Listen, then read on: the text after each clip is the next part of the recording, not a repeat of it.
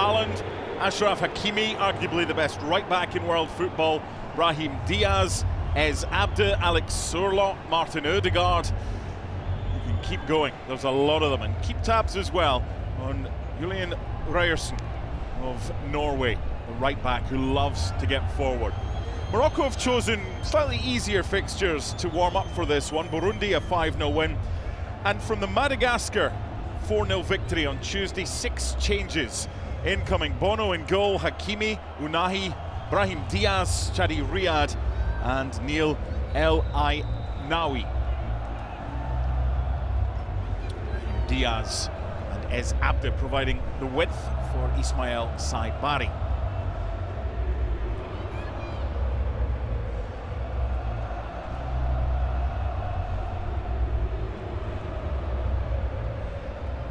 Kick-off in a few moments' time. Those are match officials for today's game. Pierre-Luc Lozier is the man in the middle. Norway played really well in the first half on Monday against Sweden. They won by 3 goals to 1. And they've only made a couple of changes, which we will show you shortly. Martin Odegaard skipping the Norwegians. Of course, Achraf Hakimi has the armband for the Moroccans. Everything here yesterday went pretty smoothly when Bolivia faced Scotland. It's a stadium that is used to hosting games of football, with the Red Bulls calling this place home.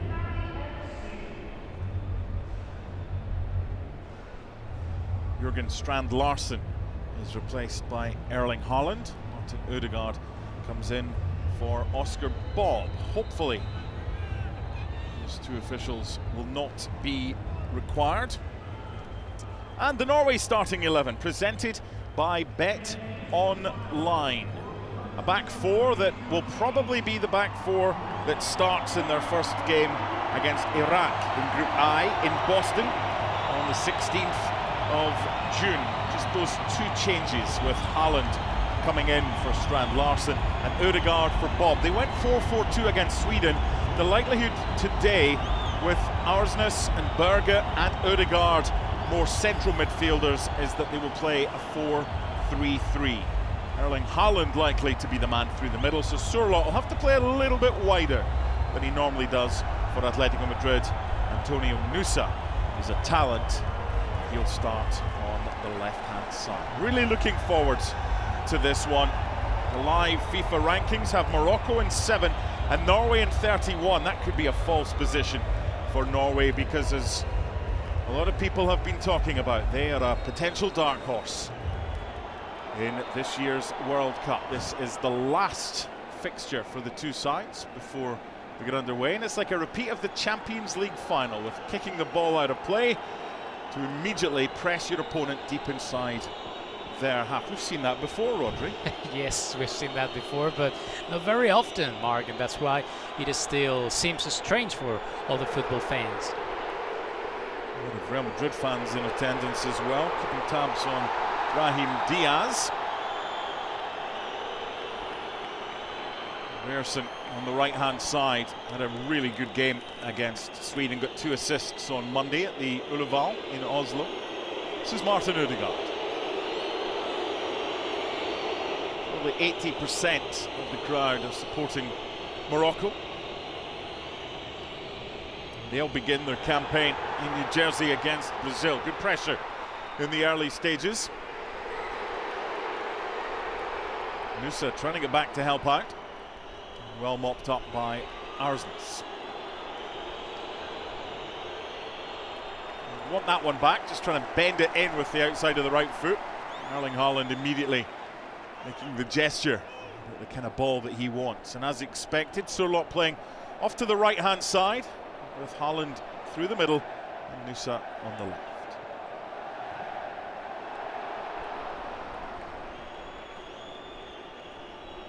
Norway winning home and away against Italy in qualifiers.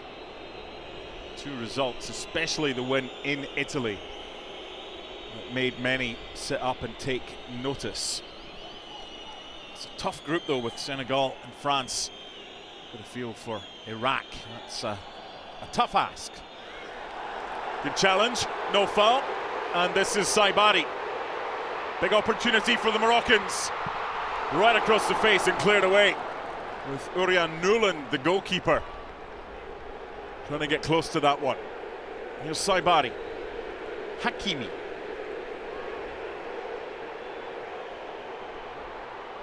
Unahi. And Saibari. It's when he, the striker, comes wide, they have to decide if it's Brahim Diaz or who is going in. Is Abde? This is Unai. And good defending for a goal kick. But a positive spell to begin with for Morocco. Incredible intensity by the Moroccan in this beginning of the match. I think Norway are struggling a lot in these first minutes of the game. Not only because of the temperature, but also because Moroccan strikers are pressing out that much. Who finishes top of that group? Yeah, that group is kind of interesting for the rest of the groups because of that third place. I think Norway could have also kind of. I'm not gonna say that this is going to be easy for both teams to go through, but I mean, I'm sure they have potential. They get individualities, and they're going to be in the next round for sure. Nusa. Arsnes. Conductor of the orchestra, Sander Berger, playing alongside Martin Ødegaard in there.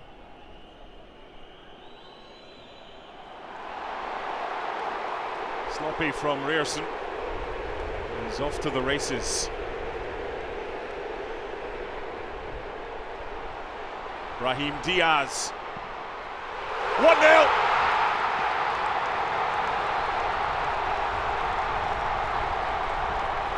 The giveaway by Rierson. And Morocco go half the length of the field. And their star man gets the 14th goal for his country. Brahim Diaz.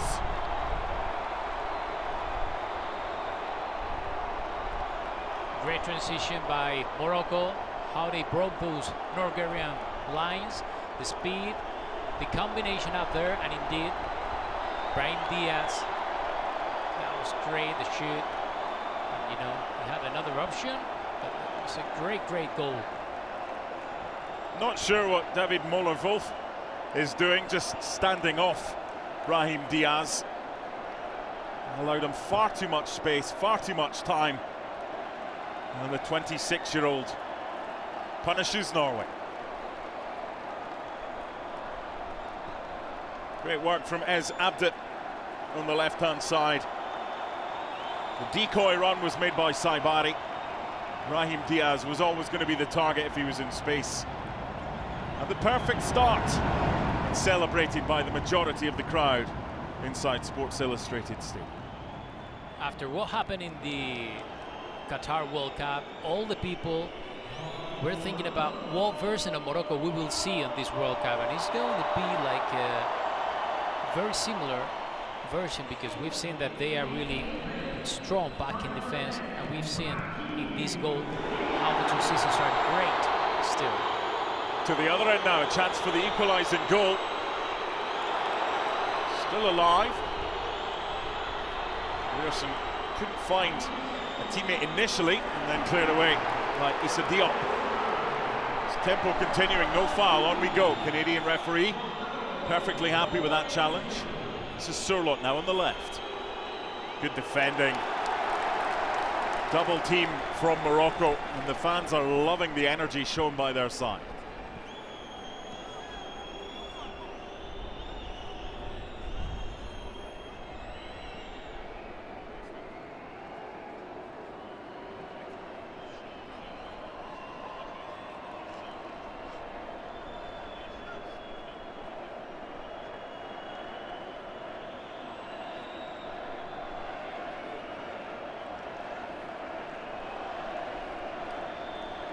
Ten minutes gone, Morocco ahead. Brahim Diaz, top scorer in the squad, with the exception of one, Ayoub El Kabi, Olympiacos striker, who's on the bench today.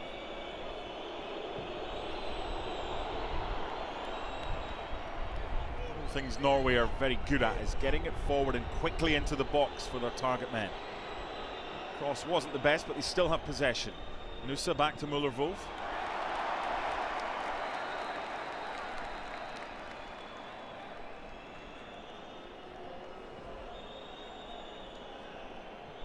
You're not going to get the intensity for the full 90 minutes. It's bits and pieces. But you all have to be intense at the same time, and that's how Morocco have started this game. They're really good at that. And I think that since we were talking about what they did back in Qatar, I think this is kind of tricky for them because it was really challenging for the national team coach, for Owari, in order to say, okay, we want to be more protagonist role in this World Cup, but at the end of the day, their strengths are that verticality, that speed, you know, how they press in order to get the ball possession as soon as possible and go fast to try to get a goal. Here's an example. They're perfectly content just to sit off with Unahi providing the support for Saibari. Underway by Diop. And by Muller-Wolf. And clutched well by Bono. Playing his football in Saudi Arabia with Al Hilal.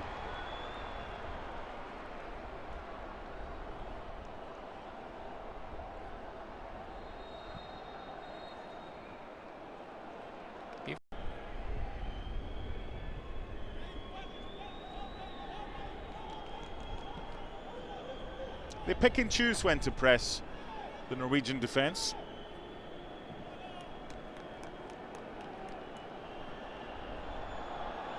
Kept in by Rierson for Surlock. Holland in the middle.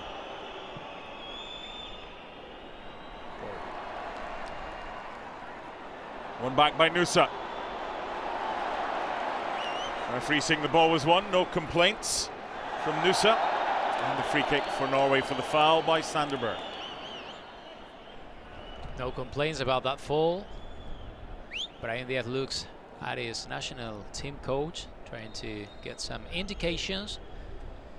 And it looks again like Morocco are getting advantage individually, also collectively. That's why they are so comfortable so far in this match. Well, to be honest, I know he's got complaints, Christopher Ayer, but I'm not sure how many complaints he can have. A big team. Yes, I was thinking about that. And even before, we saw Brian talking to Holland, and the difference of height, it was just incredible. There must be a tendency to be a little bit more direct, which is certainly possible because there's not many players that will beat Holland too often in the air, but it's then about having players around him. And they did it so well in qualifying, winning all 8, scoring 37 and only conceding 5. Granted, they had games against Moldova, Estonia and Israel as well as Italy. But this is where they can do something in transition, but their quality so far, Norway, has just lacked. Better. That's what they need, the intensity, which hasn't really been seen. In for Haaland and off Diop. Much better from Norway, just doing what they do best. They're asking for a handball in Morocco's box. Let's see the replay. No, off the shoulder. Yeah, clear. There is VAR. Wouldn't take too long to check that one. Holland's face, I think, is like, okay, perfect. Well, you don't ask. I got it. It's worth the question. A few Manchester City shirts evident behind the goal. Support of their man, Erling Braut Haaland. What a wonderful pre-tournament group photo. It's not going to go out either. And one back by Unai. Now the counter. This is where Morocco have looked most dangerous. Nice switch by Ez Abde. No one there to follow up for Morocco. Whether or not that was the best option, there were 2 players at the back post with Saibari in acres of space, but instead the shot was made by Hakimi, and well, he is Hakimi, and it wouldn't surprise anybody if that had ended up in the back of the net. Saibari wasn't happy though. Right after Nyland's touch, the ball effect was really weird and strange. But this is something, again, that Norway can't afford. When you get this advantage and you got the ball position, you don't have to allow Morocco to do those counter-attacks and leave those free spaces at the back. Girona midfielder Azzedine Ounahi with the delivery. Doesn't get beyond the first man, headed away by Martin Ødegaard. This time headed away by Rears. Kimi nods it down. Ruadi starts again by sending it back away. There was a prime example of Norway not having much of the ball, but when they had it, looking far more likely and lively with what they do with it than Norway have so far. That was brilliantly kept in. But you mentioned that before, Mark, and for me that is the key of all in Norway and also in Morocco, the intensity. When you have that intensity and you are focused on getting back the ball possession, this is where Norway can make any kind of danger. The olays from the Moroccans in the crowd. But early for that. Yes. There'll be a lot of these Moroccan supporters that live in the United States and don't get to see their national team in the flesh very often. This is a treat for a lot of them. They can do what they like. That was really funny back in Qatar World Cup, where all the Arabic island were choosing Morocco as their second national team, favorite national team, and it looked in a lot of stadiums that they were playing together. Space for Brahim on this near side. Yes, again. They've got to worry about Hakimi. He's in possession. They've now got to worry about Brahim. He's got the ball.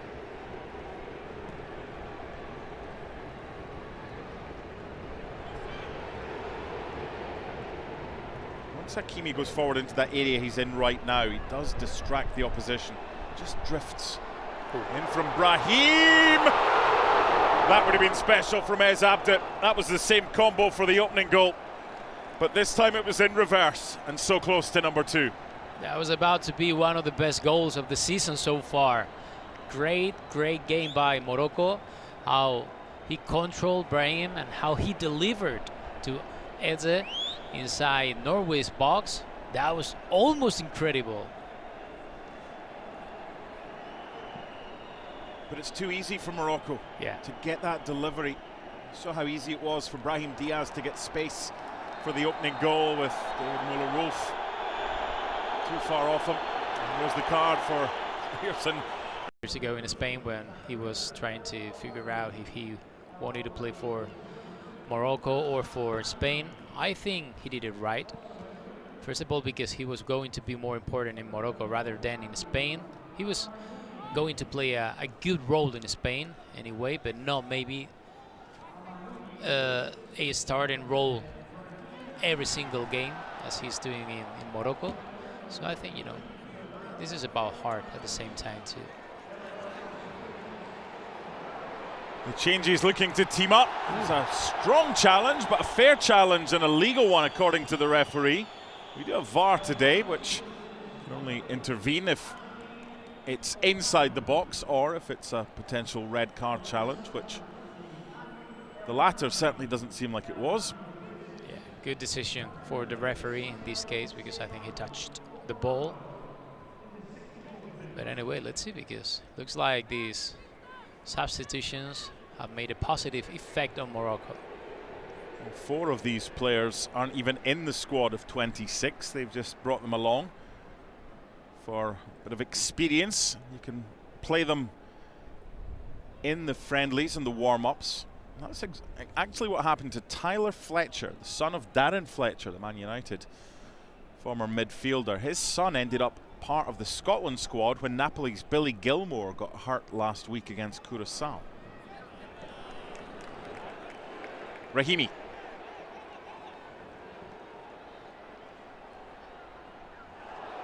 Nice bit of skill from El Kanous. Amrabat, the first touch wasn't great, was it? Bad control.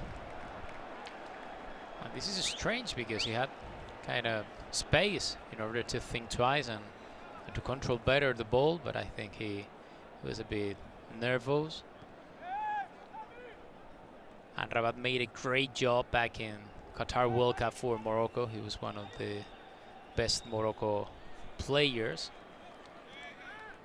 After that, he signed for Man United, and he ended up in Betis this season, where he has been one of the key players for Manuel Pellegrini's side. He's got personality, quality, and indeed he has good performances so far. Ryerson didn't get enough on that one.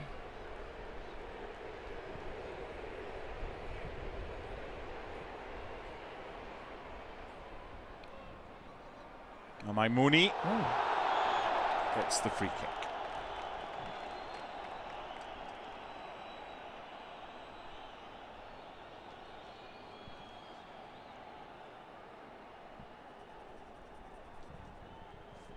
Talented player. Plays his football in the Bundesliga for Eintracht Frankfurt.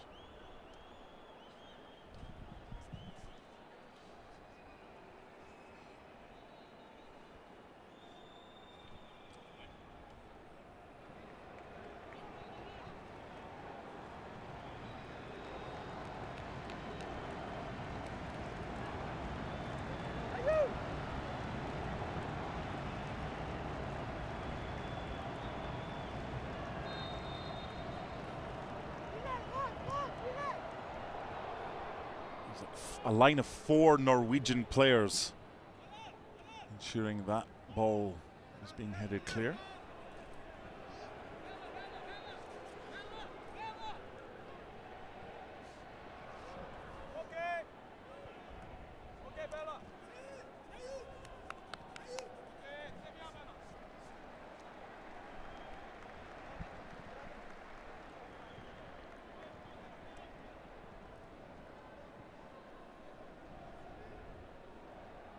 As expected, the 7 players remaining who started the game were the 7 who made way.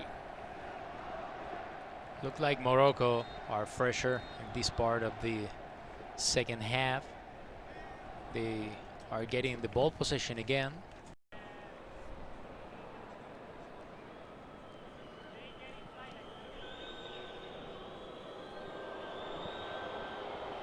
Good defending.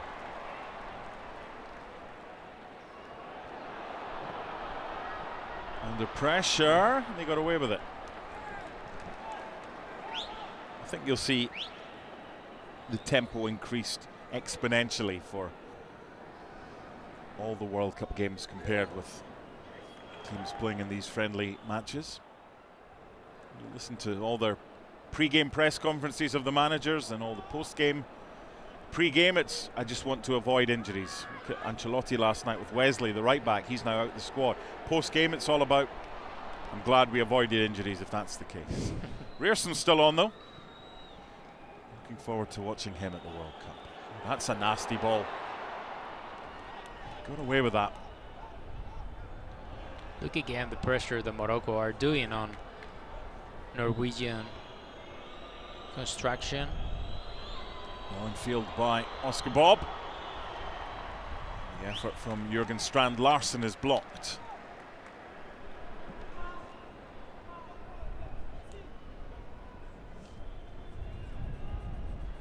So a whole host of changes made by Norway during that cooling break.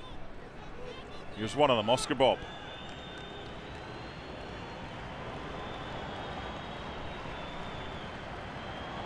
Decent chance, equalising goal. Martin Ødegaard. Morocco just switched off at the back.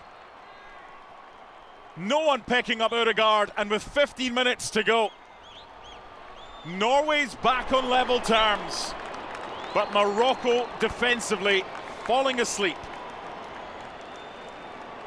You mentioned before, Mark, Oscar Bob should be in this second half to do something different, and here you have. The movement was just incredible, the control, the deliver, how he finds Ødegaard completely on his own inside Morocco's box, and then finalizing at his best. Really great play and really great goal by Norway, so more than deserved. It's his 68th cap for his country. The skipper A lot of people would think he would have more than the 5 goals he has now, but that's his 5th for his country, and Norway are back on level terms. Their substitutes making an immediate impact, with Oscar Bob providing the assist, and Ødegaard, the skipper who's been on since the start, levels things up. We're tied, just like we were when the sides met for the only other time at the World Cup back in 1998 when it was 2-2. And they want more. Here's Oscar Bob. We're commentating on him just about 10 miles away at Yankee Stadium in the summer of 24 when he was playing pre-season for Manchester City, and he just lit pre-season up, and then he got that nasty injury and was out for the majority of season 24-25. He's such a talent, Oscar Bob, and if Fulham, where he is now, can get that player that City had, then what a player they're getting.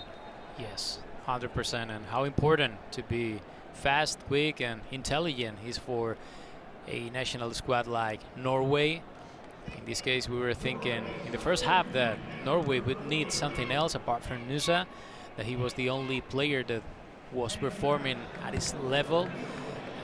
We were saying that Norway needed a plan B, and Oscar Bob is saying, hey, here I am. I got quality, I got speed, I got dribbling, and indeed I got a great delivery, good assist to Ødegaard in order to score first Norway goal.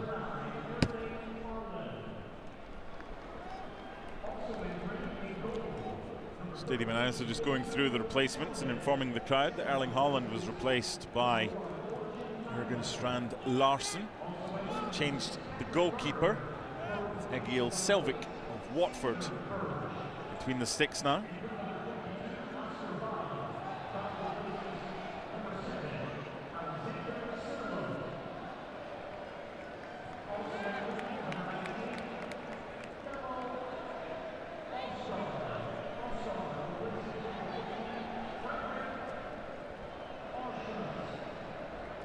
Larsen just won with Crystal Palace the Conference League against Rayo Vallecano.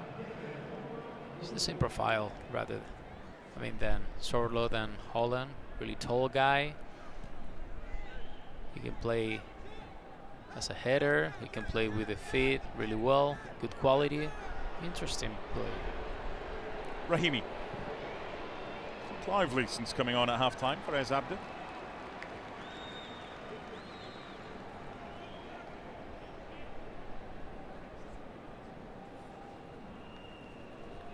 Straight swap in the middle of the park. Berg for Berge. Norway.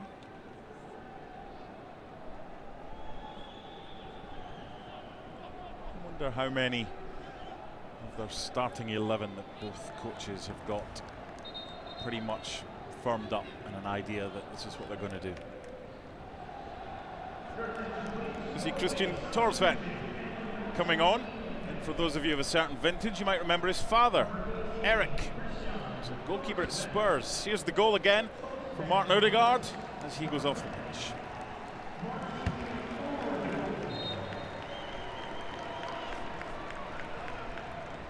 He's had one of his quieter games today, but how many times have we seen that, especially for Arsenal? Remember, he was at Real Madrid as well in his previous clubs. Qatar World Cup, but this World Cup has been the confirmation that Morocco has a great team, and from now on has to be one to watch in the next World Cups. They take off the giant of Erling Haaland. They bring on the giant of Jørgen Strand Larsen to replace him. In by Rierson, good from Bono.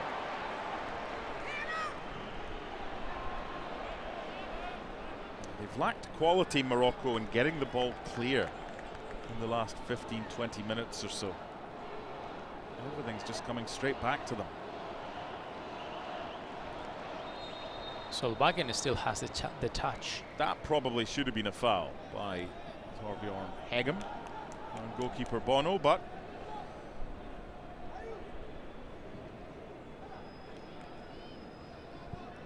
we can't complain that goalkeepers are overly protected and then say, well, that should have been a free kick. It's got to be one or the other. And frustration there because he wanted advantage. I think it was Thorsvedt. The referee had brought it back.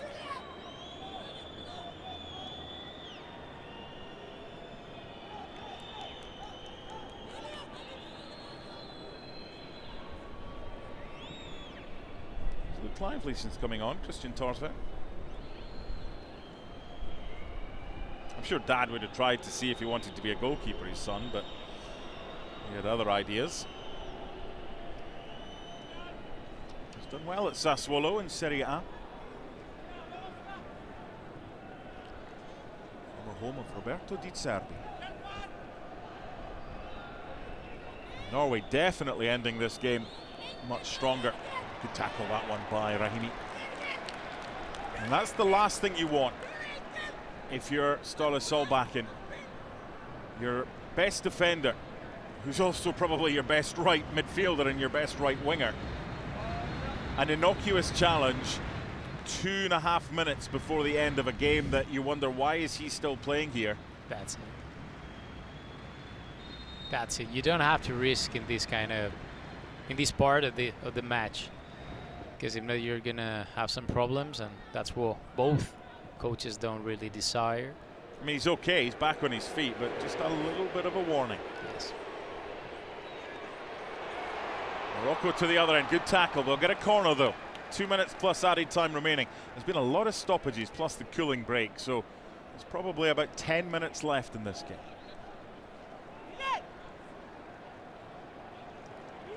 Backup goalkeeper winning his 7th cap, Egil Selvik.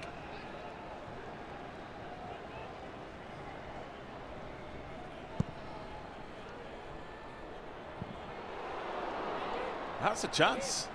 Yes. For Amaimouni. Again, these kind of disconnections in the Norwegian defensive line should be dangerous for the World Cup. Not maybe in this kind of friendly matches, but in the World Cup you can coast goals. I think there's plenty for the opposition of these two teams to get their teeth stuck into in doing the research when preparing to face Morocco and Norway. It's the Norwegians looking for a winner. Morocco defending well and get the free kick. From a Norway perspective, you basically have the 3 defenders plus Rierson that gets forward, and they do try and get Muller Wolf forward from left back where they can. And from the perspective of facing Morocco, Morocco are probably at their most dangerous when the opposition's just given them the ball back. That's it. That's it. Exactly what I mean. At the end of the day, you have to take advantage of the strengths that you got on the squad. In the case of Morocco, for me, they're really pragmatical in the defensive line. They're really strong up there. But the counter-attack is just incredible. And I think that they've grown a little bit more in the recent years, in the last 2 seasons, because they like to get more the ball possession. With Norway, I think they have a very young, talented team. They still have to grow and develop themselves in a high international